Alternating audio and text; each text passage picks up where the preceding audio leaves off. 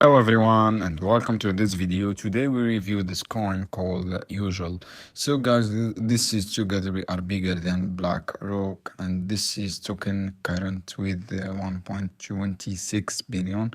The protocol revenue is $203, and this is the website, guys. This is rebuilding finance for users, and this usual aims to change this dynamic. As you can see here, guys, if I check this coin on the coin market cap, the price is 0.3 $39.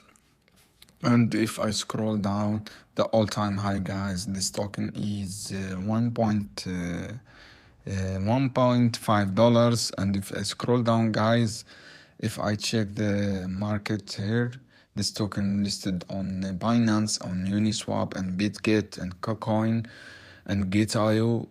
So guys, if I check bullish and bearish, the bullish is 88%.